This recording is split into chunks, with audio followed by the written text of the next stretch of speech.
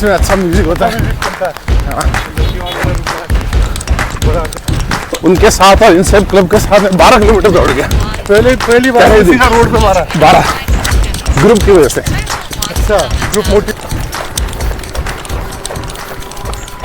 Hello दोस्तों, मैं हूं बंटी बना और ये है मेरा नया शो दौड़कास्ट विद बंटी बना। ये पॉडकास्ट नहीं, ये दौड़कास्ट है और यहाँ मैं आपको उन लोगों से मिलवाऊंगा जो अपनी ज़िंदगी को जोश और जुनून के साथ जीते हैं। यहाँ कहानियाँ होंगी उनके संघर्ष की, अनुशासन की और उनकी हार न मानने वाली जिद की। और आज हम दौड़ रहे हैं अपनी इस मैराथन में, इस दौड़कास्ट की मैराथन में, महेंद्र सिंह चौहान सर और मिसेस मीना कंवर के साथ में। महेंद्र सिंह चौहान सर का परिचय दूं आपको। ये 48 मेडल्स के साथ में एंड्योरेंस की मिसाल है। ये वाइब्रेंट एकेडमी के डायरेक्टर हैं, टीचर हैं, ऑथर हैं, सोशल एक्टिविस्ट हैं और मैम जो है वो ताकत, अनुशासन और सादगी की मिसाल है। ये 58 मेडल्स के साथ में सर से आगे चल रही हैं। सर, स्वागत है आपका मेरे दौड़कास्ट विद बंटी बना में। आइए सर, प्लीज बैठिए। मैं शुरुआत करता हूं आपके साथ। मीना मैम, आपका दौड़कास्ट पर स्वागत है। सबसे पहले तो आप ये बताएं, ये आयरन मैन की शुरुआत कब और कहां से हुई? आपका सपना कैसे बना कि मुझे भी आयरन मैन करना चाहिए? ये पतिदेव से ही हुई है मेरी शुरुआत तो बिल्कुल, क्योंकि इन्होंने मुझसे बिना पूछे रजिस्ट्रेशन कराया था फर्स्ट वाला। तब हमारी 2019 में स्टार्ट हुई थी आयरन मैन की जर्नी। सर, जब मीना मैम ने आपसे कहा कि चलो ठीक है मैं भी करती हूँ तैयारी, तो आपको ये विश्वास था कि ये इतना बड़ा इस लेवल पे अचीव कर पाएंगी, आपके साथ पूरा अच्छे से कंप्लीट कर पाएंगी? मतलब 2019 में जर्मनी के अंदर फ्रैंकफर्ट में हमने आयरन मैन का रजिस्ट्रेशन किया और मैंने इसको ज़्यादा बताया नहीं और मैं भी नया था, तो मैंने तो वीडियोस देखे कि भाई सबसे अच्छा कहाँ होता है आयरन मैन, तो फ्रैंकफर्ट का वीडियो बहुत अच्छा था। अच्छा, तो वीडियो देख करके तो वो सब नहीं देखा कि रेस क्या होती है, वो हमें ज़्यादा पता नहीं था, तो वो रजिस्ट्रेशन करा लिया हमने। और इसको स्विमिंग नहीं आती थी। अच्छा, हाँ, तो रजिस्टर करा लिया, स्विमिंग नहीं आती थी? नहीं आती थी इसको, लेकिन मुझे पूरा यकीन था कि अब करवा लिया है ना, अब ये इसको चैलेंज की तरह लेगी, अब करेगी। अच्छा, तो इसको स्विमिंग शुरू में तो इसको स्विमिंग में स्टैंड करना भी नहीं आता था, स्विमिंग बिल्कुल ही नहीं आती थी। तो फिर इसने स्विमिंग भी सीखी और साथ में फिर हमारी तैयारी स्टार्ट हुई। तो उसको हमने एज ए मतलब चैलेंज और थोड़ा ट्रेनिंग में ज़्यादा मज़ा आता है इवेंट से भी ज़्यादा हमको। सबसे पहले तो आप बताएं सर, आयरन मैन होता क्या है? कई सारे लोगों को ये पता ही नहीं होगा कि आयरन मैन क्या होता है, कैसे क्या चीज़ है। आयरन मैन एक ट्रायथलॉन होता है। ट्रायथलॉन मतलब 3 एक्टिविटी का, 3 एक्टिविटीज। दुनिया का सबसे मुश्किल एक दिन का इवेंट है, 1 डे मोस्ट डिफिकल्ट इवेंट है। उसमें पहले होता है स्विमिंग, 3.8 किलोमीटर स्विमिंग जी। वो कई जगह लेक में होती है, कई जगह ओशंस में होती है। फिर स्विमिंग के इमीडिएट बाद आपकी 180 किलोमीटर साइकिलिंग होती है। अच्छा। और उसके बाद होती है फुल मैराथन 42.2 किलोमीटर। ये आपको तीनों बैक टू बैक करनी है और उनके भी कट ऑफ है। अच्छा, उनके भी कट ऑफ है? जैसे एक लिमिटेड टाइम में आपको स्विमिंग करना है? जी जी, स्विमिंग का कट ऑफ है 2 घंटे 20 मिनट में स्विमिंग से बाहर निकलना है, साइकिल लेनी है और साइकिल का एक जोन होता है, उस जोन से भी बाहर निकलना है आपको। और जैसे फ्रैंकफर्ट में था कि 10 घंटे के अंदर स्विमिंग प्लस साइकिलिंग दोनों करनी है और 15 घंटे के अंदर तीनों एक्टिविटी हो जानी चाहिए, मैराथन प्लस 180 किलोमीटर साइकिलिंग और प्लस स्विमिंग। अरे वाह! तो ये जो तीनों कर लेता है उसको टाइटल मिलता है, उसको बोलते हैं आयरन मैन। Iron man. ये एक्चुअल में इसकी स्टोरी है कि यूएसए के अंदर 5-6 दोस्त बैठे थे, वो नेवी के सील थे, कमांडोज थे। तो उन्होंने डिस्कस किया कि यार सबसे अच्छा एंडोरेंस किसको कहेंगे। तो उन्होंने कहा यार कल एक काम करते हैं, कल सुबह हम 6 के 6 आएंगे और जो ये स्विमिंग करेगा 4 किलोमीटर 180 किलोमीटर और 42 किलोमीटर, वो उसका एंडोरेंस सबसे अच्छा। उन्होंने एक पेपर पे लिखा और दूसरे दिन सुबह 6 आए, उसमें शायद 3 या 4 ने कंप्लीट किया और वहाँ से फिर वो आयरन मैन एक कंपनी स्टार्ट हो गई और पूरे वर्ल्ड वाइड, वेस्टर्न वर्ल्ड में तो बहुत सुपर हिट है ये। हाँ, क्योंकि अपने यहाँ तो हॉट वेदर है, तो यहाँ इतनी अच्छी ज़्यादा तैयारी लोग करते नहीं है।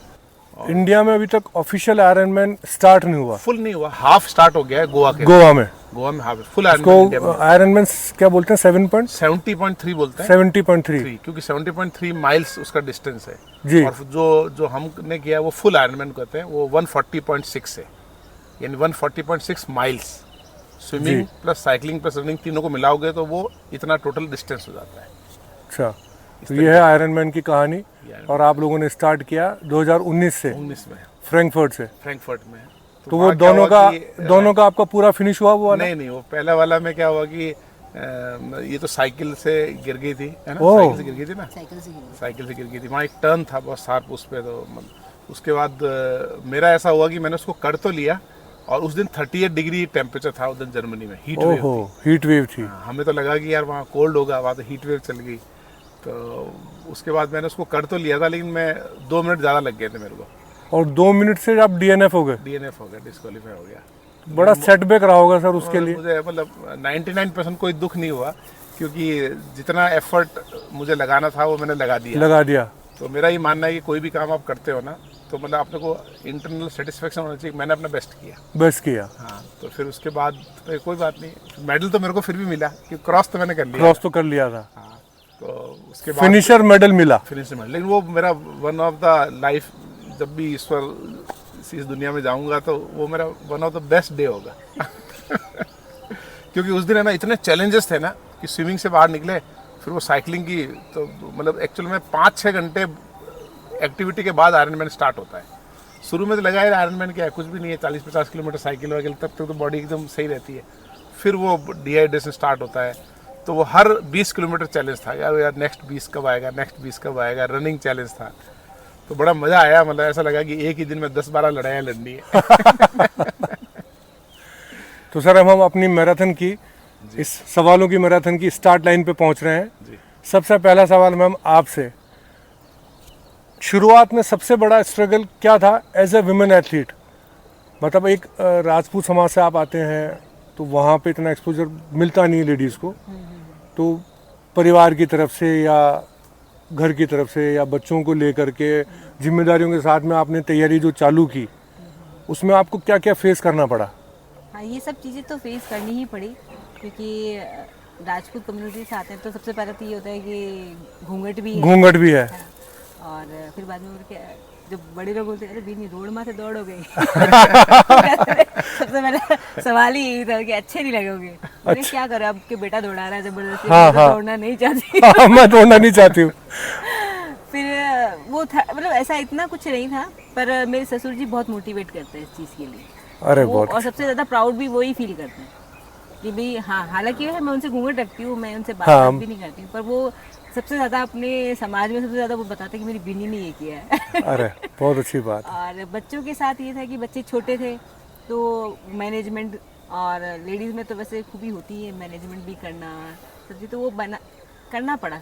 वो आप शेड्यूल सेट करना पड़ता है, कई बार छोड़ना भी पड़ता है, तो बहुत सारी मेंटली प्रॉब्लम भी आती हैं लेडीज़ के साथ में, कि अब आज कैसे करूँगी, कल कैसे करूँगी, ये तो रहता ही है, और ये सब तो फेस करना ही पड़ता है सब लेडीज़ को। पर इसको छोड़ा नहीं मैंने। छोड़ा नहीं। हाँ, पर करना है तो करना है। और जैसे फर्स्ट वाले आयरनमैन में मैं ट्रेनिंग के दौरान भी मैं गिर गई थी, और मैं डिहाइड्रेशन से गिर गई थी, क्योंकि मई में ट्रेनिंग थी, यहाँ पे इतना हॉट वेदर अपना है। हाँ।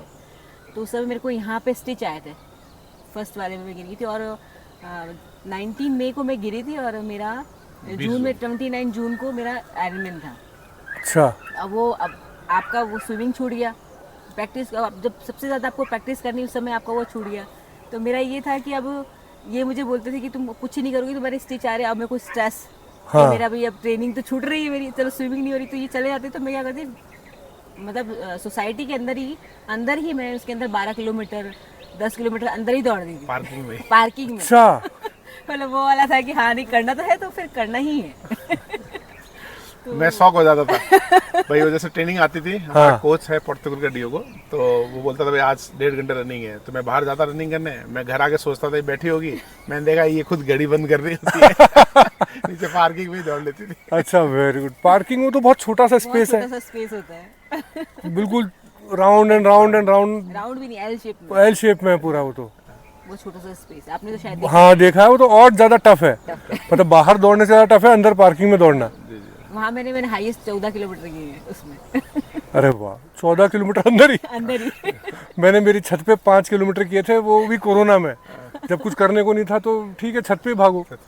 तो जरा सी छत पे 5 किलोमीटर भागे, तो मैं तो बहुत परेशान हुआ। फिर थोड़ा सा चोरी करके घर की गली में भागना चालू किया। कोरोना में ऐसे टाइम पास किया। कोविड में हमने घर के अंदर घाघरे ओढ़ने में भी दौड़ लगाई है। अरे बिल्कुल, जोधपुर के अंदर। अच्छा। अंदर लॉबी के अंदर, लॉबी उसमें के भी अंदर। ऐसे छोटी सी लॉबी, बस इतना सा स्पेस, उसमें भी हमने राउंड टू राउंड, कभी 5 ऐसे राउंड, फिर 5 ऐसे राउंड, उसमें भी किया है वो भी नहीं छोड़ा है। और कोविड की समय हमारे 3 बच्चे हैं, वो भी बता दो। हाँ तीनों को मैनेज और करती सबसे है। तीनों छोटे को बच्चे ये है ये चौथे है लेकिन सबसे छोटे यही है। हाँ सबसे छोटे यही है। तो मेरे को सबसे क्या लगता था, जब हमारे मैराथन की शुरुआत ऐसे ही, मनीष अरोड़ा सर हमारे यहाँ सीनियर फैकल्टी थे, तो मनीष अरोड़ा सर बोलते वो थोड़ा मतलब एनवायरनमेंट और हेल्थ और बहुत वैसे रहते हैं, बोले सर अपन दौड़ने चलते हैं। तो एक दिन क्या हुआ कि मैंने सैटरडे को जोश में उनको बोल दिया, मैंने कहा कल आ जाना सर, हाँ। ठीक है। और सुबह वो तो 5 बजे आ गए, हाँ ठीक है। अब आ गए, और ये इसका एक नियम है, ये डेली 4 बजे उठती है, जी ठीक है। हमारे घर में सबसे पहले यही उठती है, और मैं तो थोड़ा नींद वाला आदमी हूँ। तो अब आ गया, तो इसने मेरे को उठाया कि वो मनीष अरोड़ा सर तो नीचे खड़े हैं। हाँ। मेरे टेंशन हो गई यार, मैं यार अब आ गया, मना कैसे करूँ। वो तो फिर मजबूरी में आधा घंटा बेचारों ने वेट किया, फिर मैं तैयार होके गया आधे मन से, और वहाँ गया तो इनसे रनिंग क्लब में आप लोगों से, अजय सेट्टी सर से मिला। तो मैंने देखा इतने सारे लोग दौड़ने आए हुए हैं यहाँ पे। पहला मेरे को वही शौक लगा, मैं इतने सारे लोग सुबह सुबह आए। फिर रनिंग चालू की, तो उन्होंने कहा चलो अपन दौड़ते। तो मेरे उस समय नी में पेन होता था, पहले मेरा वेट बहुत ज़्यादा था, 105 किलो था, तो वो नी में नी कैप लगा रखे थे। हाँ तो उनके साथ दौड़ते दौड़ते आर्मी एरिया में चले गए। जी। दौड़ के वापस आए तो मेरे पास तो घड़ी नहीं थी, जी तो मैं वॉच यूज़ नहीं करता था। तो उन्होंने कहा कि आज वॉच बंद की, और पता चला कि 12 किलोमीटर रनिंग की हमने। उसके पहले आपने कितना किया? ट्रेडमिल पे 5 किलोमीटर, कभी कभी जिम में करते थे 15 दिन में एक बार, महीने में एक बार। तो लगता था आज 5 किलोमीटर रनिंग की, और रोड रनिंग सीधा 12 किलोमीटर। 12 किलोमीटर, हाँ। और फिर वो अजय सेट्टी सर ने वो एक बात बोली थी कि हमारा जो वी आर नेचुरल रनर, कि हमारे जो एंसेस्टर थे, जी जब खाना आना नहीं मिलता था तो क्या करते थे, शिकार करते थे। तो ये नियम था लोगों का, वो भाग के शिकार करना, फिर खाना। तो दौड़ना तो हमारे इनबिल्ड है, और उसकी कोई लिमिट नहीं है, आप कितना भी दौड़ सकते हो। तो वो अजय सेट्टी सर को मैं और नसीर मैम को हम लोग बहुत मतलब उनका रिगार्ड करते हैं, और हमेशा उनको धन्यवाद देते हैं कि इस फिटनेस वर्ल्ड में मनीष अरोड़ा सर और अजय अजय सेट्टी सेट्टी सर। और उसके पहले वॉक, जब मेरा वेट बहुत बढ़ गया था, मेरा भाई डॉक्टर है, तो उसने कहा कि ये काम, मेरी जोधपुर में रहने वाला हूँ मैं, तो मेरे जी। मदर के पास बैठा रहता था सारे दिन। तो वो बोलता है कि 2 मेडिसिन बहुत जल्दी तेरे को खानी है। तो मेरे से छोटा है वैसे, लेकिन तो मेरे क्या शुभ नाम सर का? डॉक्टर विक्रम सिंह चौहान। अच्छा। अभी वो इसमें वाइस प्रेसिडेंट है मेदांता हॉस्पिटल में। अच्छा तो बोलता है कि 2 दवाई खानी है तेरे को। मैं कौन सी 2 दवाई? कि एक डायबिटीज़ की, और एक कौन सी, एक हाई बीपी। ये 2 तेरे को बहुत जल्दी होने वाली है।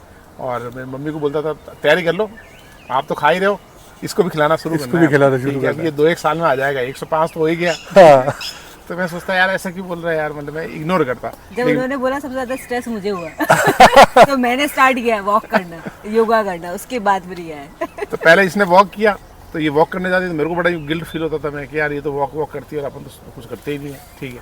तो मैं रात को 11:30 बजे विज्ञान नगर में वॉक करने जाता था, रात को 11 बजे, कोई नहीं होता था। जब क्लासेस वासेस खत्म हो जाती थी तो वॉक करने था। फिर मेरे पड़ोस में विनोद जी रहते थे, तो एक्चुअल में मेरे को फिटनेस में लाने वाले विनोद जी है, फर्स्ट आदमी तो वो है। Manish Arora sir second, Ajay Setty sir third. Vinod ji सुबह सुबह वॉक करना, साइकिलिंग करना, रनिंग करना, मैं क्या ये गजब आदमी है यार। तो विनोद जी मैं सुबह मुझे ले जाया करो, विनोद जी तो पड़ोस में रहते थे, और नीचे से आवाज़ देते थे आ जाओ। हाँ तो वो फिर प्रेशर बन गया कि अब जाना पड़ेगा। जाना पड़ेगा। तो उनके साथ हमने रात को वॉक शुरू की। फिर मुझे रात को बड़ा अजीब लगता है, 11 बजे कोई रहता ही नहीं है ना, और वो कॉलोनी के लोग भी देखते हैं यार अकेला घूमता है 11 बजे। तो फिर मैंने नेक्स्ट वॉक चालू की सुबह 9 बजे, कोई नहीं होता था गार्डन में, 10:30 क्लास होती थी, 9 से 9:30 मैं वॉक करना स्टार्ट किया, क्योंकि सुबह उठना मेरे लिए चैलेंज था, और ये 4 बजे उठ जाती। अब ये सुबह वॉक पे जाने लगी, और मेरे को लगता था यार अब जाना, तो इसको देख देख के मैंने फिर वॉक स्टार्ट की। तो विनोद जी के भी पहले अगर मैं किससे इंस्पायर हुआ तो इससे इनसे हुए तो इस तरीके से जर्नी स्टार्ट हुई। जर्नी स्टार्ट हुई। फिर वॉक करके पता चला कि यार इससे तो वेट कम नहीं होगा, वॉक से तो खाली बॉडी मतलब इंटरनल पार्ट्स वगैरह सही रहेंगे।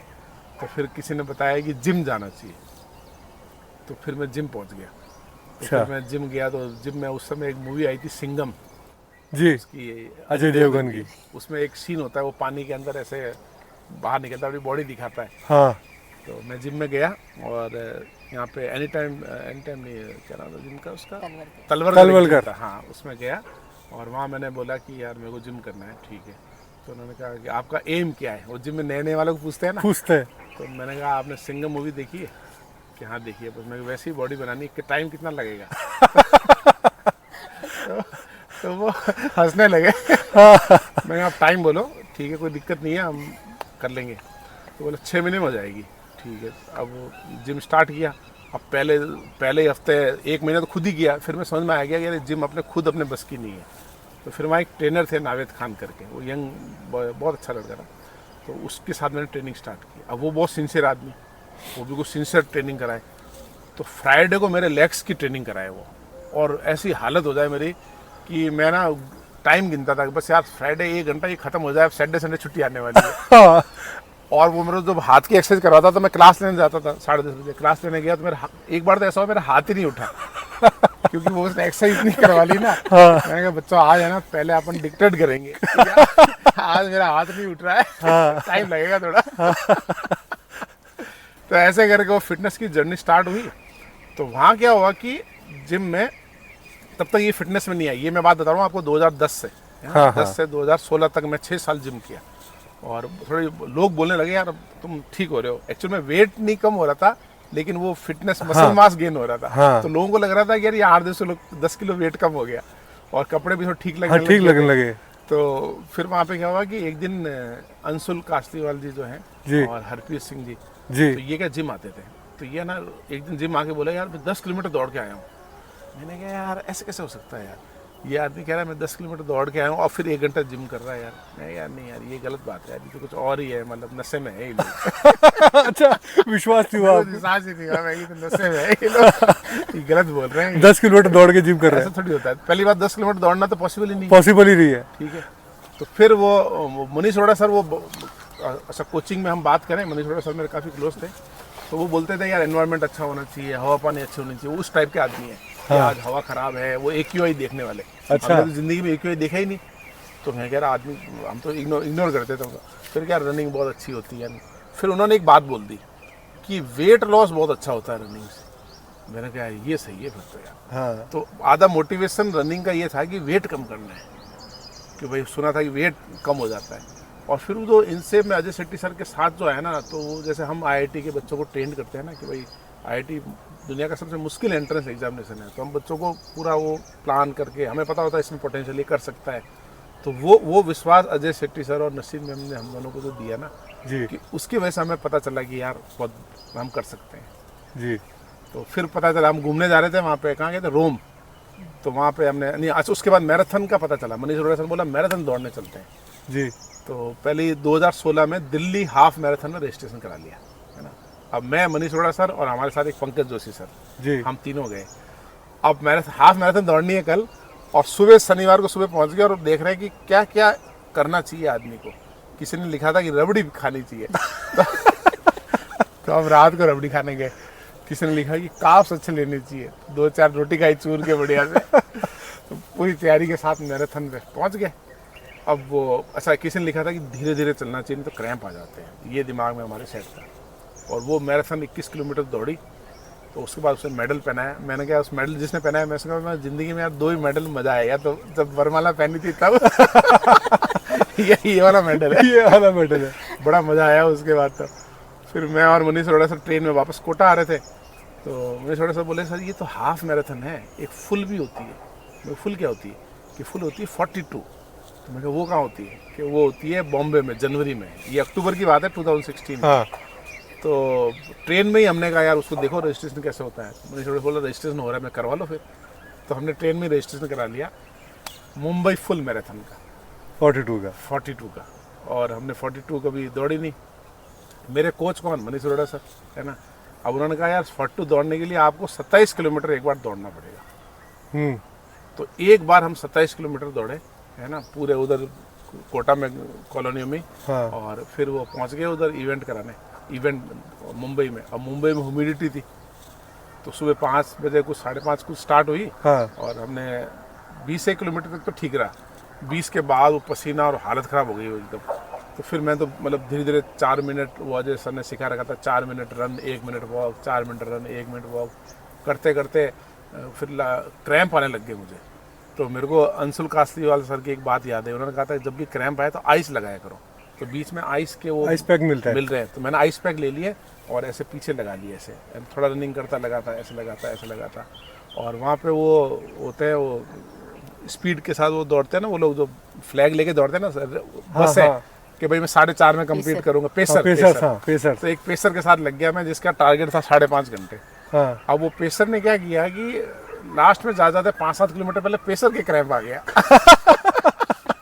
तो पेसर साइड में हट गया। मैं क्या, ये तो गड़बड़ हो गई। हमारा तो कैप्टन ही गड़बड़ हो गया।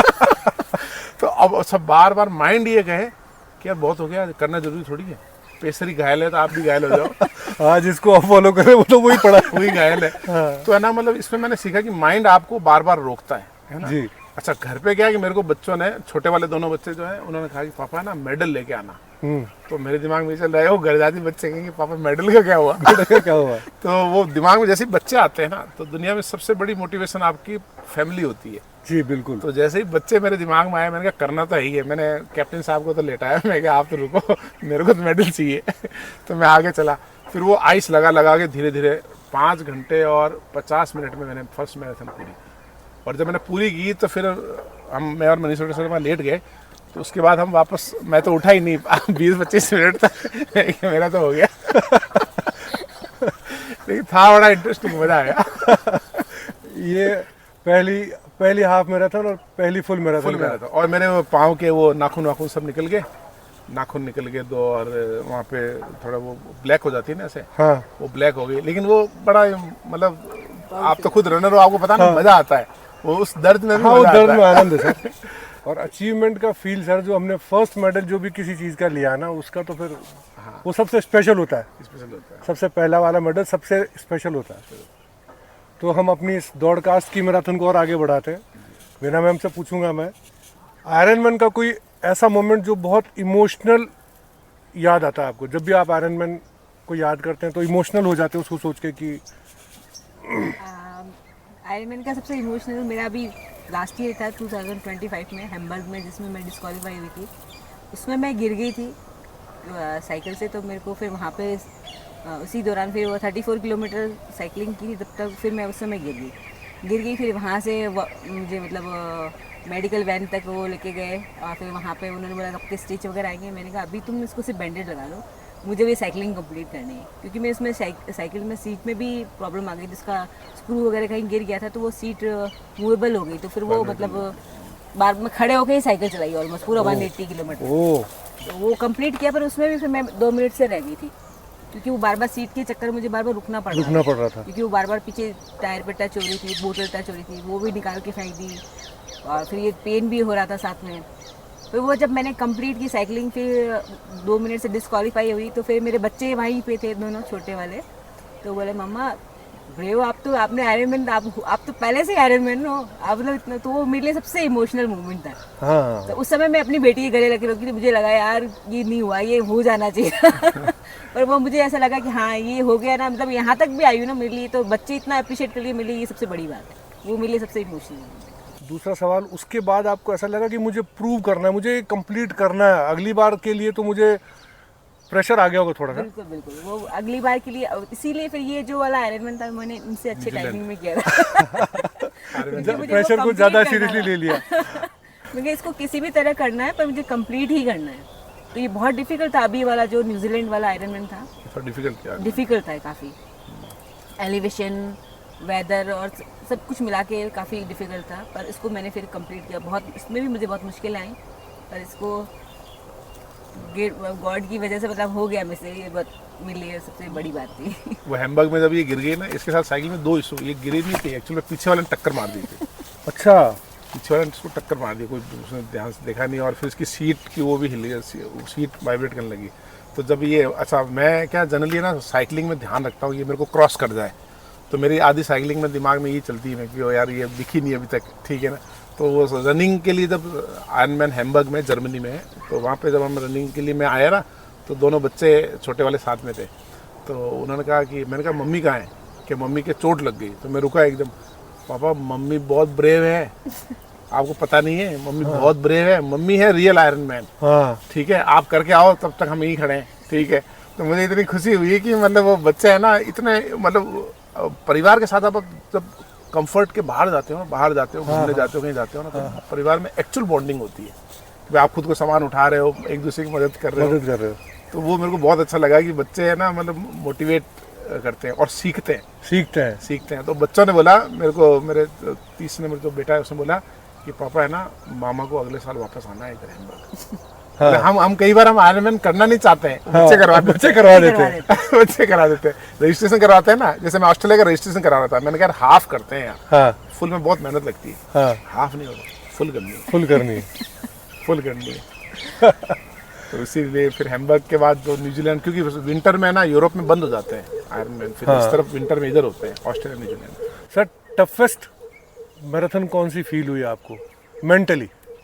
मैराथन हाँ, मुंबई वाली। मुंबई वाली। मुंबई वाली कितनी बार की सर आपने वो? मुंबई मैराथन मैंने एक ही बार किया, फुल मैराथन। Full marathon? हाँ, हाफ तो 2-3 बार किया मैंने, हाँ, लेकिन फुल एक बार किया और वो मेरे को चैलेंजिंग लगी थोड़ी, क्योंकि उसके पहले मैंने रोम मैराथन भी की थी। अच्छा। जब मैंने मुंबई से की ना, हाँ। तो मुंबई के बाद तुरंत आते ही मैंने फिर जनवरी में मुंबई किया था, फिर मार्च में रोम मैराथन। हम घूमने गए थे इटली, तो वहाँ हम रोम मैराथन की, वो बहुत ब्यूटीफुल मैराथन थी। तो मैं कई बार इसको बोलता हूँ, मैं एक बार अपन रोम चलेंगे वापस, रोम चलेंगे दोबारा। क्योंकि उस रोम में जब वो उनका वेटिकन जो सिटी है उनका, उसमें जब आप एक टर्न मारते हो एक जगह, तो ऐसा एक टर्न आता है कि यहाँ एक गली है, उसमें आप जैसे टर्न मारते हो वो फिर एकदम भव्य एकदम पूरा दिखता है, जैसे बाहुबली टाइप हाँ। का। वो गजब का एक मोमेंट है उसके अंदर। फिर वो अंदर बहुत सारे अच्छे उसमें लोग हैं, तो वो हमारी इच्छा है वापस उसको करने की। रोम किया हमने, एम्स्टर्डम मैराथन किया मैंने, एक हाफ मैराथन की थी, एक पिल्सन करके एक जगह थी पराग में, हाँ। वहाँ पे की 3 इंटरनेशनल की। फिर हमने जब इसने स्टार्ट किया ना, तो हमने 7 मंथ में 7 मैराथन्स की थी, हमारा एक रिकॉर्ड है, अरे वाह, इंडिया वर्ल्ड रिकॉर्ड है। कंटिन्यू हर मंथ हर month half marathon, half marathon. हर मंथ हाफ मैराथन 7 अलग अलग में। और हमारा एक और इंडिया रिकॉर्ड है, fastest ironman couple of India, जो अभी उन्होंने तोड़ा है। मिलिंद सोनम और हाँ, उन्होंने उसकी वाइफ है हाँ। अंकिता अर्थी, हाँ। अंकिता, उन दोनों ने ये रिकॉर्ड तोड़ा। बाकी हम एज ए कपल टाइमिंग जो है इंडिया में हमारा बेस्ट था। अरे वाह।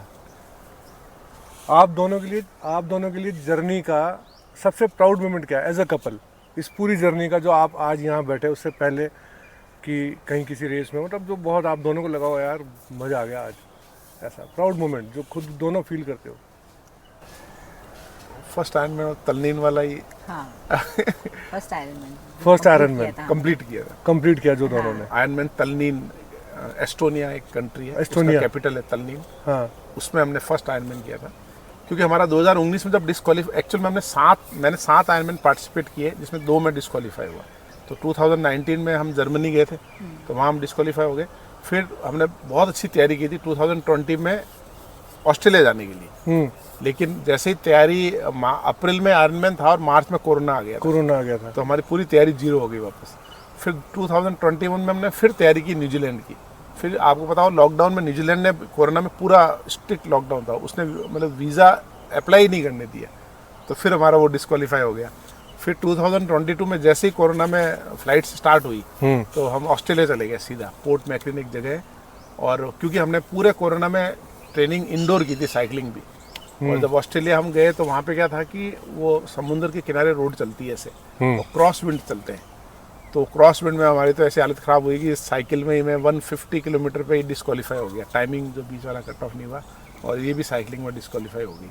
मैं भी 100 किलोमीटर पे डिस्क्वालीफाई हो गई थी, तो उसमें 8-10 बार गिर गई थी साइकिल, वो पूरा एलिवेशन पे। साइकिलिंग में बहुत इशू आते हैं। मुझे एक किस्सा याद है अपना, अपन साथ में साइकिल कर रहे थे, अपन तीनों थे शायद जी। और एक बार आपकी साइकिल हैंगिंग ब्रिज पे पंचर हो गई थी। पंचर हो गया, और आपने ड्राइवर को बुलाया, ड्राइवर क्या लेके आ गया था? बाइक, ट्रैक्टर ले गया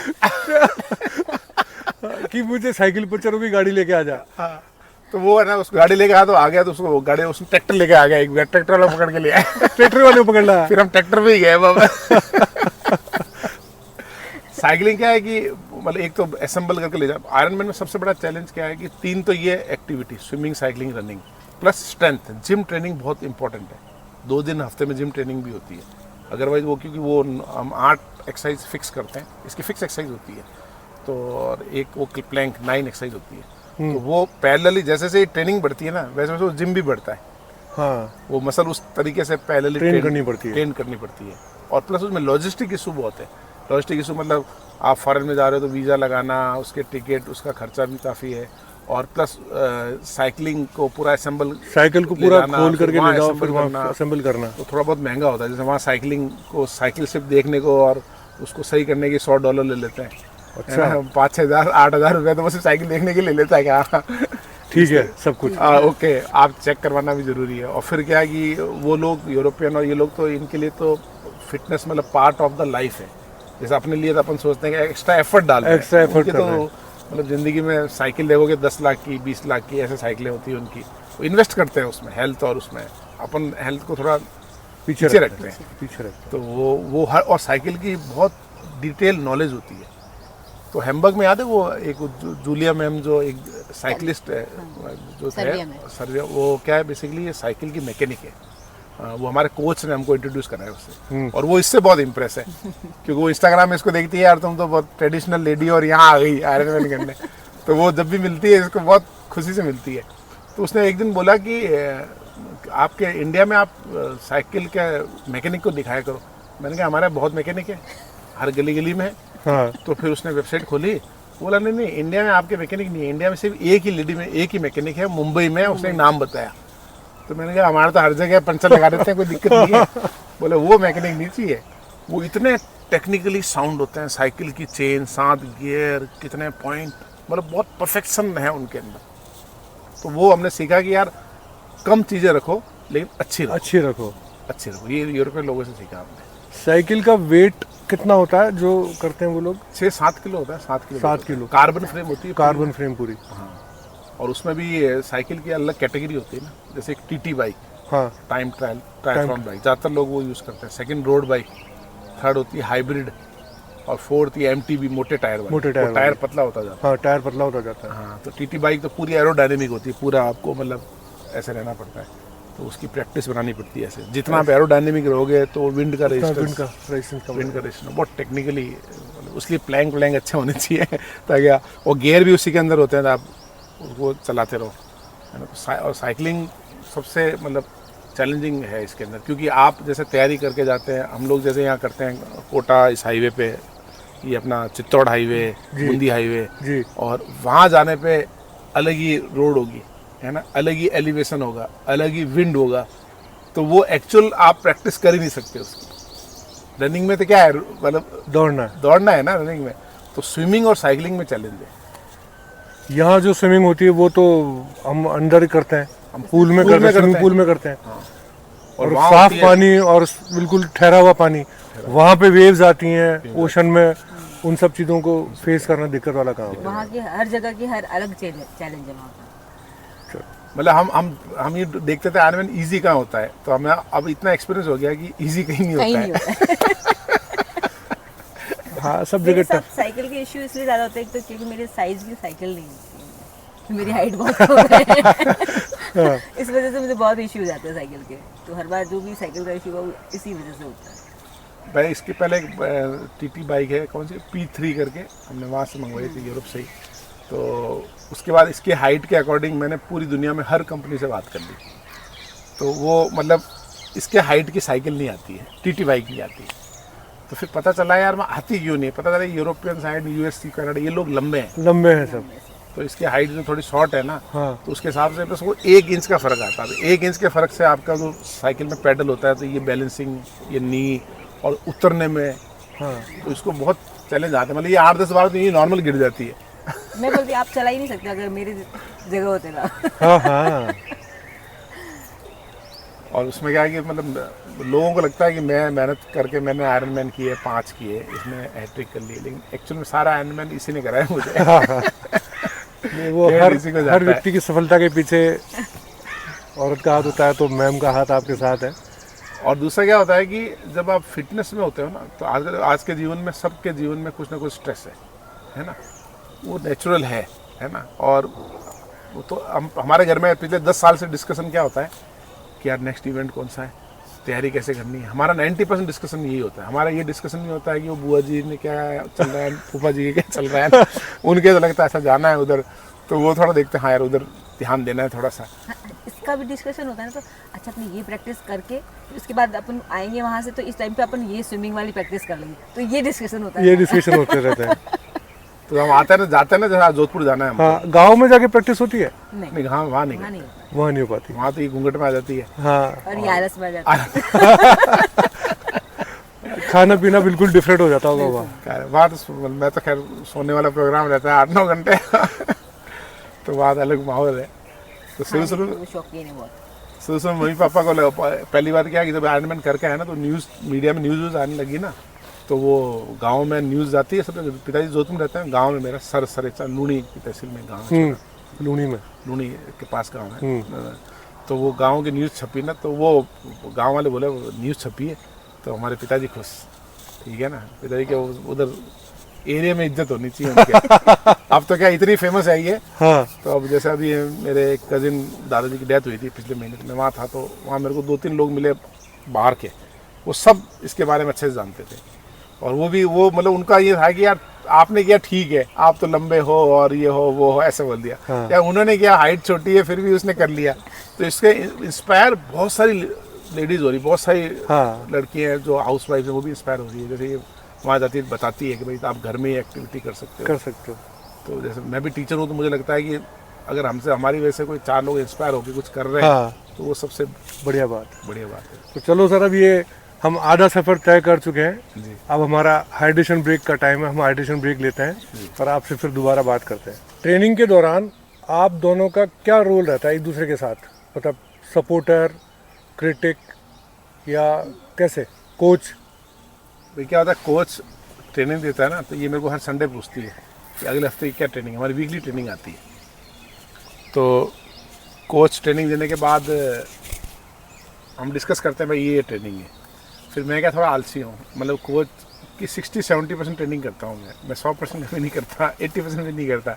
अब जैसे मान लो कोच ने बोल दिया 4 घंटे साइकिलिंग, तो मैं 1.5 घंटे साइकिलिंग करने के बाद बोलता अपन मुड़ लेते हैं भाई। अच्छा। ये कहती 4 घंटे थे ना, अरे मैं क्या कोई बात नहीं, वेदर है, 3 घंटे ही बहुत है। 3 घंटे बहुत है। 3 घंटे बहुत है। तो मुझे गुस्सा आ जाता है। गुस्सा आ जाता है। अच्छा, ये बहुत डिसिप्लिन में है। डिसिप्लिन ट्रेनिंग है मतलब। 4 घंटे मतलब 4 घंटे। हाँ। मेरा है 4 घंटे, तो 3 भी बढ़िया है, कोई दिक्कत नहीं है। कुछ तो कर रहे हैं। हाँ। रेस के बाद क्या खाना पसंद है आप दोनों को? क्या मतलब एकदम से रेस के, आप रेस फिनिश हो गई, चलो फटाफट आज तो ये खाते हैं? पहली बात तो रेस के बाद खाने की पोजीशन में होता ही नहीं है। मैं तो होता ही नहीं हूँ, क्योंकि वो इतने ज़्यादा वो मतलब एसिडिटी वगैरह क्रिएट हो जाती है ना, दौड़ के साइकिल में ऐसे रहते हैं, तो पानी वानी पूरे दिन खाना तो होता नहीं, बहुत सारे जेल वेल मिक्स। तो सबसे ज़्यादा चैलेंज मेरे को जो आयरन मैन में आता है ना, वो आता है मेरे को मतलब एसिडिक प्रॉब्लम का, क्योंकि मेरा एसिड सेंसिटिव हूँ। तो ये कोई भी जेल वेल ज़्यादा खाते ही तो मेरा एसिड बनने लग जाता है, तो फिर वो वॉमिट चालू हो जाती है।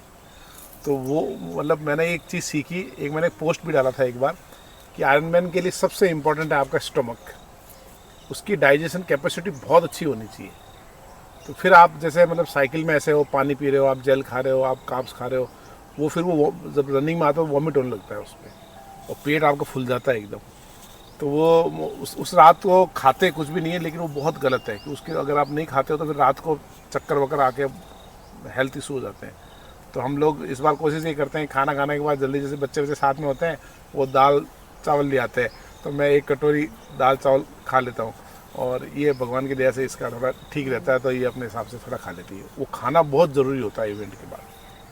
हाँ। और आजकल तो हम बोलो वो भी तो अपन ले रहे हैं, एक रिकवरी शेक भी आते हैं आजकल, जिसमें थोड़ा प्रोटीन होता है, करक्यूमिन होता है, और ऐसा में रिकवरी प्रोटीन देखे थे वहाँ पे, वो हम थोड़ा ले लेते हैं, उससे बहुत फ़ायदा होता है। मीना मैम से पूछूंगा, तैयार होने में सर को ज़्यादा टाइम लगता है या आपको? तैयार होने में टाइम मुझे ज़्यादा लगता है, पर ये उठने में टाइम ज़्यादा लगता है, तो बराबर हो जाता है। बराबर हो जाता है। आपको रनिंग शूज़ कलेक्ट करने का शौक है या दूसरे शूज़? मुझे किसी भी चीज़ का ऐसा शौक नहीं है, बस मेरे जूते चलते रहने चाहिए, बस अगर वो ज़्यादा थोड़े से घिस जाते तो फिर मैं इसको चेंज करना चाहती हूँ, एक तो फिर नहीं, कलेक्शन का शौक नहीं। कभी आपने मना किया सर को कि आज ट्रेनिंग का मूड नहीं है, आज नहीं चलना, आज रहने दो? हमेशा आप तो तैयार रहते हो। ये तो कर देते हो कि नहीं नहीं। ये एक्चुअल में ना आयरन मैन में जो सबसे बड़ा चैलेंज में बताया ना, जैसे वहाँ जाना, साइकिल को असेंबल करना, इतना सारा सामान होता है ना साथ में, स्विमिंग के गॉगल्स, कैप, वेट सूट है ना, और उसके बाद ये सॉक्स वगैरह, तो ये सारा काम ये करती है। मैं सिर्फ 2-3 चीज़ों का ध्यान रखता हूँ, रजिस्ट्रेशन कहाँ होगा, लोकेशन क्या होगी, और एक अपना क्रेडिट कार्ड और एक पासपोर्ट, ये 2 चीज़ मेरे पास रहती है बस, इन पे मैं नज़र रहती है। बाकी चीज़ों की मैं परवाह नहीं करता। मैं बाकी घूम जाएंगे तो कोई दिक्कत नहीं है, ये 2 चीज़ घूम गई दिक्कत हो जाएगी। उसका भी ध्यान रखना, भूल भी जाते हैं बैग। अच्छा। तो आपसे पूछता हूँ, आपको ये मैम मोटिवेट करती हैं या प्रेशर डालती हैं? मतलब आपको जब बात करते हो तो ऐसा लगता है कि अच्छा हम मोटिवेट कर यार ये करना चाहिए, नहीं, या आपको लगता है यार ये प्रेशर क्यों डाल रही है? नहीं, बिल्कुल, ये मतलब है ना, ये बताती है कि भाई आपने जो जिम्मेदारी ली है उसको पूरा करो। पूरा करो। अब उसको मोटिवेशन मानो या प्रेशर है आप, लेकिन उसको प्रेशर ले लेते हो कि यार।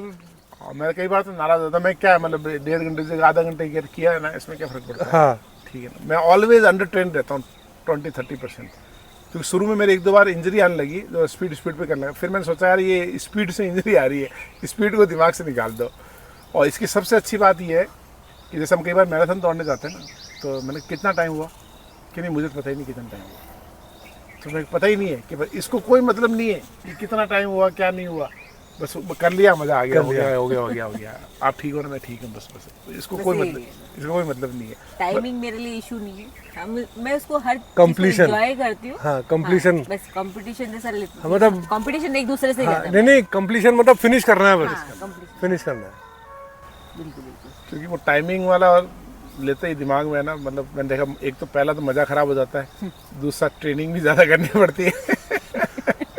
और वहाँ हम कई लोगों, यूरोपियन में हमने बहुत सारे, यहाँ जैसे एज ए कपल इंडिया में बहुत रेयर है, लेकिन हम जैसे यूरोपियन में देखा बहुत सारे कपल हैं, वो हस्बैंड वाइफ यही काम करते हैं। एक हमको वो तल्लीन में मिले थे कपल, उसने 18 आयरनमैन कर रखे हैं दोनों ने, और वो रहते भी पहाड़ के नीचे हैं, पहाड़ के नीचे रहते हैं, वहीं उनके लेक है, वहीं स्विमिंग करते हैं, पहाड़ पे साइकिलिंग कर लेते हैं, वही तो वो लाइफस्टाइल ही वैसी है उनकी। तो वहाँ से हम इंस्पायर हुए कि यार आदमी को, कपल को करते रहना है, बस ये इंस्पिरेशन मिला। और एक दूसरे को ज़्यादा टाइम दे पाते हैं। हाँ, सबसे मेन चीज़ तो ये है कपल में। और अब हम स्प्रिंट मारेंगे, ठीक है? अब हम थोड़ा फास्ट करेंगे। मैं आप दोनों से जो सवाल पूछूंगा, अब आपको पता है स्प्रिंट में हम भागते बहुत तेज हैं तो मुंह से आवाज़ नहीं निकलती है। अगर कोई कुछ कह रहा है कि कैसे हो, तो आप हम बस ठीक है, स्प्रिंट मार रहे हैं तो सांस तेज हो जाती है और बोला नहीं जाता। तो यहाँ भी आपको बोलना नहीं है। जिसको भी लगता है कि ये काम मेरा है तो वो अपना हाथ ऊंचा कर दे बस, ठीक है? तो मैं सवाल पूछूंगा, आप अपने हाथ को तैयार रखिएगा, सिर्फ रेज करना है आपको। मॉर्निंग पर्सन कौन है? आज मन नहीं दौड़ने का, ये बहाना कौन बनाता है? डाइट कौन ज्यादा चीट करता है? फोटोज का शौकीन कौन है? रेस डे पर कौन ज्यादा नर्वस होता है? आर्गुमेंट में कौन जीतता है? मैं। मीठा किसको पसंद है? अब मीना मैम से पहले 1 वर्ड आंसर चाहिए। रेस से पहले ट्रेनिंग या शॉपिंग? शॉपिंग। एक वर्ड जो सर के लिए आप कहना चाहें, कोई एक सिंगल वर्ड बताएं सर को, ये कि भाई ये अच्छे हस्बैंड हैं, अच्छे कोच हैं, या अच्छे पार्टनर हैं, रनिंग पार्टनर, साइकिलिंग पार्टनर अच्छे हैं, क्या है? ओवरऑल सब है। अब चौहान सर से पूछता हूँ मैं, 1 वर्ड आंसर देना है सर। आयरनमैन टफ है या मैरिड लाइफ? आयरनमैन टफ है। मेरी लाइफ स्मूथ है। आपकी लाइफ बढ़िया। ट्रेनिंग पार्टनर के रूप में मैम इजी है या टफ है? मतलब थोड़ा टफ है मेरे लिए। टफ है आपके लिए, आप थोड़े इजी रह रहे हो। एक शब्द मैम के लिए? फॉर्चुनेट। फॉर्चुनेट। तो मैं सौभाग्यशाली हूँ। अरे वेरी गुड, बिल्कुल है सर आप, आई एग्री। अब हम सर फिनिश लाइन की तरफ आ गए हैं। अब हमारी मैराथन के सवालों का अंत होने वाला है। तो आपसे मैं पूछूंगा मीना मैम, अगर किसी विमेन को जो अब फिटनेस जर्नी स्टार्ट करना चाहती है, तो आप उसके लिए क्या कहेंगी कि भाई, क्या आप सलाह देना चाहेंगी कि ऐसे करना चाहिए, या घर परिवार मैनेज करने के लिए कुछ भी जो सलाह आप देना चाहें किसी को जो स्टार्ट करना चाहता है उसके लिए? तो उसको ये भी करना ही है, सबसे पहले तो सोचना खुद को ही करना है। पहली सोच तो यही है। अगर वो पूरे घर परिवार को संभाल सकती है तो अपने लिए भी टाइम निकाल सकती है। तो ये सबसे पहले सोच डेवलप करनी है, और उसके बाद में डाइट मेरे को लगता है सबसे पहले स्टार्ट करनी चाहिए, उसके बाद वॉक, फिर बाद में वॉक स्टार्ट करेगी तो क्या फिर मोटिवेशन बनता जाता है, फिर बाकी चीज़ें फिर धीरे धीरे स्टार्ट करें। पर एक बार स्टार्ट करना ज़रूरी है, मैं नहीं चाहती तो एक बार स्टार्ट करें, चाहे वो 1 किलोमीटर वॉक से हो, चाहे वो 2 किलोमीटर वॉक से हो, तो स्टार्ट कर लो। स्टार्ट करो। मतलब उठना जरूरी है, बस एक बार बाहर आना जरूरी है। आपसे पूछूंगा सर, एक स्ट्रॉन्ग कपल का क्या सीक्रेट है? वर्कआउट साथ में करना, स्पोर्ट्स स्पोर्ट्स वॉक कुछ भी करो आप साथ में करो, उसमें दोनों को टाइम मिलता है, साथ टाइम में। मिलता है, फिर आपको सामने वाले की कई खूबियाँ भी नज़र आएगी। जैसे इसका आयुर्वेद में बहुत अच्छा नॉलेज है, योगा में बहुत अच्छा नॉलेज है, तो वो मैं जब वर्कआउट वगैरह साथ में करना, पहले योगा ही अलग करती थी तो मेरे को पता नहीं था कि इतना अच्छे लेवल का इसका योगा भी है, तो साथ में करने से सामने वाले की बहुत सारी खूबियाँ आपको पता चलती है और टाइम भी दे पाते हैं एक दूसरे, डिस्कशन भी हो पाता है, तो वो ओवरऑल बेनिफिट रहता है। अगर आप मतलब मैं सभी को आपके इस पॉडकास्ट में ये कहूँगा कि वो एक मैंने कहीं पढ़ा था कि fit man is fit man and fit women is fit family. Fit family, हाँ, तो ये चीज़ बड़ी इम्पोर्टेंट है कि मतलब घर की लेडीज़ जो होती है ना वो भी प्रॉपर वर्कआउट में पार्टिसिपेट करें। आपने भी आयरन मैन की हैट्रिक मारी है, इस कंसिस्टेंसी का क्या सीक्रेट है? मतलब लगातार आप करते आ रहे हैं, तो ये कैसे मैनेज कर लेते हैं इसको? कैसे, क्या सीक्रेट है कि भाई हाँ नहीं चलना है, करना है? पहला मोटिवेशन तो ये रहता है कि 1 साल में एक बार जाना है बाहर जाना है, पहला मोटिवेशन ये रहता है। तो आपका ये टारगेट रहता होगा कहाँ आयरन मैन हो रही, वहीं चलते घूमने। हाँ। वहीं हम चलते, लोग उसी हिसाब से प्लान करते हैं, जो प्लान ही उस हिसाब से करते उसी हैं। हिसाब से करते हैं कि इधर जाना है हमें, इस बार तो उधर का ही आयरन करेंगे, तो ये मेन मोटिवेशन ये रहता है। फिर फिटनेस सबसे अच्छी रहती है, इस चक्कर में ही करते हैं और एक दूसरे को ज़्यादा टाइम दे पाते हैं इस चक्कर में। और खाना पीना भी अच्छे से खाओ। उल्टा होता है आयरन मैन में, आपको पता है? आयरन मैन के हमारी एक डाइटिशियन मैम है भारती जमोडे, उसका बहुत अच्छा आयुर्वेद में नॉलेज है, जैसे उसने बहुत सारी चीज़ें सिखाई, उसकी वजह से आयरन मैन कर पाए। फिर एक और हमारी कंसल्टेंट है हेलन करके, वो ओलंपिक कोच को ट्रेन करती है, तो वो बोलती है आयरन के 3 दिन पहले इतना खाने को बोलती है, 250 ग्राम चावल। मतलब वो जो डाइट बोलती है ना वो मैं भी नहीं खा पाता हूँ, जबकि मेरा मेटाबॉलिज्म 3500 कैलोरी का है। तो इतना मज़ा आता है ना कि इवेंट से 10-15 दिन पहले खूब खाओ, इवेंट ख़त्म होने के बाद 1 महीने फिर खूब खाओ, तो 1.5-2 महीने आपके बढ़िया चलते हैं। खाने के बहुत शौकीन हुआ। हाँ, तो उसमें क्या होता है, मैंने देखा मेरी बॉडी है ना, मतलब 1 महीने तक झेल लेती है, 1 महीने बाद फिर वेट बढ़ने लगता है, फिर वो 5-7 किलो बढ़ता है, और फिर वापस दोबारा चालू हो जाते हो। दोबारा चालू हो जाता है। तो उसमें आपको खाने पीने की कोई रेस्ट्रिक्शन नहीं है। हाँ। आप अपनी मर्जी का खाओ, सर्दियों में लड्डू खाओ, 2 खाओ, 3 खाओ लड्डू, है ना, सुबह खाओ शाम खाओ, मतलब उल्टा ज़्यादा खाना होता है क्योंकि आपको कार्ब लोडिंग हाई रखनी है आपको, रखनी है। तो उसका वो बहुत पॉजिटिव साइड वो है। और बॉडी के दर्द वर्द, लोगों को लगता है दर्द वर्द आते हैं, मेरे तो दर्द वर्द सब खत्म हो जाते हैं जब ट्रेनिंग करते हैं। नहीं करते हैं ना तो फिर दुखने लग जाते हैं, यार ये दुख रहा है, वो दुख रहा है, सब दुखने शुरू हो जाते हैं। तो दोस्तों, अब सवालों की मैराथन हमारी पूरी हुई। अब अपने दर्शकों को मैं बताना चाहूँगा, सर और मैम एक ट्रस्ट भी चलाते हैं, राजभंवर वेलफेयर ट्रस्ट।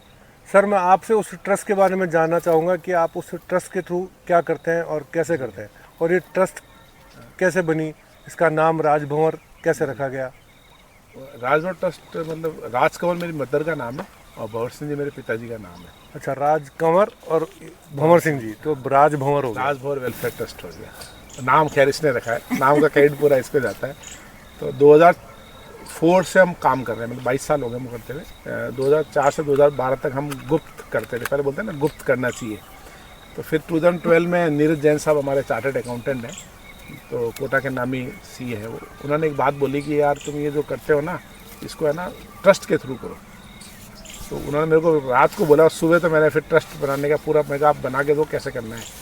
फिर इसने कहा कि अपन मम्मी पापा सब करवाते हैं, मम्मी पापा के नाम पे होना चाहिए। तो 2012 में हमने ट्रस्ट का काम शुरू किया, मतलब ऑफिशियली ट्रस्ट रिकॉर्ड नहीं रखते थे। फिर क्या हुआ 2013 में इनकम टैक्स कमिश्नर के पास 25A का एक रजिस्ट्रेशन होता है। तो इनकम टैक्स कमिश्नर बोलता है कि यार ये ना तुमने जो एक्टिविटी दिखाई ना ये सब गलत है, फर्जी है ये, क्योंकि हमने बहुत सारी एक्टिविटी की है, मतलब हमने 500 लोगों के आइज़ के ऑपरेशन कराए थे, है ना।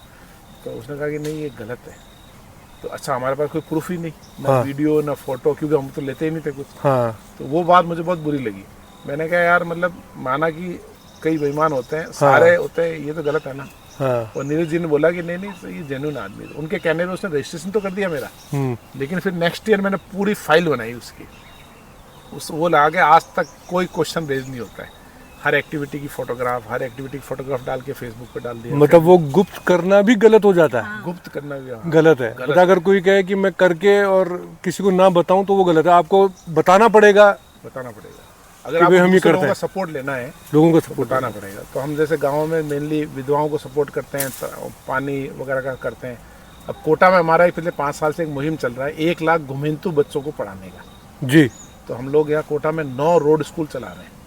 वाह। रोड स्कूल का मतलब ये है कि जो घुमेंतु जाति के बच्चे होते हैं, ये जो माइग्रेट करते रहते जी। हैं, इंडिया में ऐसे 4 करोड़ लोग हैं जिनका कोई डेटा नहीं है, जी। मतलब उनका कोई गवर्नमेंट में है ही नहीं, है ही नहीं। तो उनको हम वहीं जाके पढ़ाते हैं। तो हमारा टीचर जाता है, बोर्ड कॉपी पेन सब लेके जाता है, उनके बाकायदा हम पढ़ाते हैं, टेस्ट लेते हैं। एक स्कूल की तरह उसको रोड स्कूल का नाम दिया है। Road school. तो ऐसे हमारे 9 रोड स्कूल चल रहे हैं। तो उसमें पूरा एकेडमिक ये देखती है, पूरा बाकी चीज़ें सारा वो देखती है। और कोई अब धीरे धीरे हम लोगों को जोड़ रहे हैं कि भाई आप हमारे साथ जुड़ो, आप कुछ फाइनेंस करो या कोई आप पढ़ाने आओ, इस तरीके से। तो अभी तक हम लोग करीबन 1000 करीब बच्चे पढ़ा चुके हैं। अरे वाह। और 1 लाख बच्चे पढ़ाने का है। और तो हर 10-12 दिन में या 15 दिन में एक स्कूल हमारी खोलने का प्लान है। अरे वाह। और पूरे इंडिया में खोलेंगे। कोटा में 100 स्कूल का प्लान है और हिंदुस्तान में 1000 स्कूल का प्लान है हमारा। तो मैं ना मैम से पूछूंगा, ऐसा कोई क्षण याद आया, कोई मोमेंट आपको जो आपके दिल में बस गया, मतलब रोड स्कूल्स के दौरान, जब रोड स्कूल्स में किसी बच्चे ने आपको आके कुछ कहा हो या किसी के माँ बाप ने आपको कुछ अप्रिशिएट किया हो या आपने देखा हो कि ये हमारी वजह से किसी का इतना भला हुआ, ऐसा कोई मोमेंट आपको याद है? अभी भी ऐसे मोमेंट का मुझे इंतज़ार है, पर छोटे छोटे मोमेंट्स है। हाँ। जैसे रोड स्कूल नंबर 4 में एक बच्चा है अजीत करके, जिसकी आंखें नहीं है। अच्छा। हाँ, उसकी आईज नहीं, वो मतलब बचपन से ही डेवलप नहीं हुई उसकी। उसका हमने फिर दिखाया भी था। और वो 5 भाई बहन है जी। हाँ, पार्वती, सावित्री, अजय, भगवान, और वो मतलब ऐसे 5 भाई बहन है। वो सबसे छोटा है। तो उसमें जो सबसे बड़ी जो बहन है उसमें उसको ऑटिज्म है। अच्छा। उसका नाम आशु है। उससे छोटी सावित्री, फिर पार्वती और फिर भगवान, फिर वो सबसे छोटा है अजीत। तो वो तीनों बच्चे मतलब उस बच्चे का जैसे ध्यान रखते हैं, और स्कूल के सारे बच्चे उस बच्चे का जैसे ध्यान रखते हैं ना, वो मतलब दिल को ऐसे छू जाता है कि मतलब सब जने उसके माँ बाप बने हुए, उस बच्चे को दिखता नहीं है ना। तो फिर ऐसा लगता है कि यार ये छोटे बच्चे इतना इसके लिए कर रहे हैं, हम लोग तो कुछ कर ही सकते हैं। तो उसके बाद डॉक्टर को दिखाया भाई कुछ इसका ट्रीटमेंट होता हो, तो फिर हमने उसकी कोशिश भी काफ़ी की थी। तो उसका कुछ परसेंटेज शायद कॉर्निया वगैरह का इश्यू था उसका वो उस बच्चे का सबसे वो ब्लाइंड है, लेकिन हमारे स्कूल में पढ़ने आता है। हाँ। उसकी बहन लेके आती है, दोनों बहनें लेके आती है और उसको लेटा देती है पास में, वो लेटे पढ़ता है।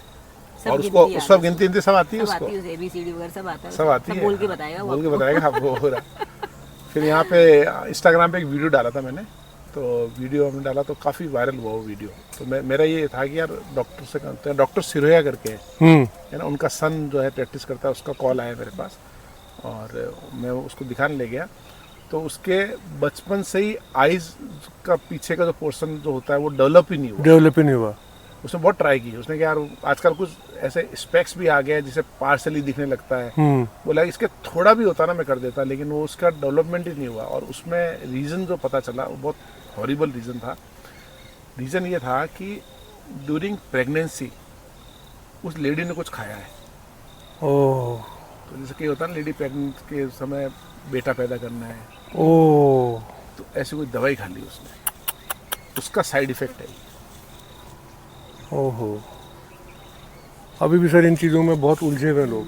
अभी मतलब मैं अपने उसका मेरा एक अभी जो कोचिंग बच्चे आते हैं ना, तो मैंने उसका एक अलग चैनल बनाया अभी जी। वो बच्चों को बोलता हूँ इसको सब्सक्राइब करना, पूरे परिवार को सब्सक्राइब कराना, और जीवन में जब लो फील हो ना कि मेरे पास ये नहीं है, दुख फील हो, इसका एक वीडियो देख लेना, बिल्कुल तुम्हें लगेगा यार मतलब हम कितने ब्लेस्ड हैं।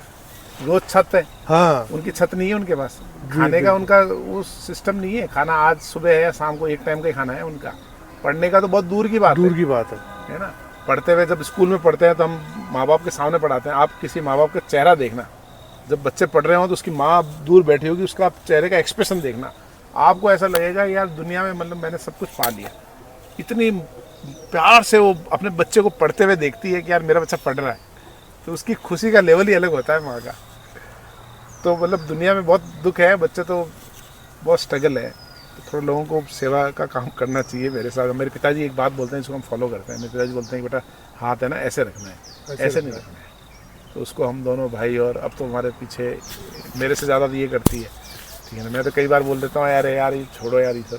तो ये अभी पिछले 2 रोड स्कूल हैं, इन्होंने मतलब डिफरेंट जैन समाज का ग्रुप जुड़ गया, नक्षत्र ग्रुप जुड़ गया, अब लोग हमसे जुड़ रहे हैं। जो यूट्यूब की वजह से लोग जुड़ने लग गए, लोग देखने लग गए ना वीडियो, तो लोग जुड़ने लगे। तो सर आपके इस कार्यक्रम का अगर कोई हिस्सा बनना चाहे तो वो कैसे जुड़ सकता है?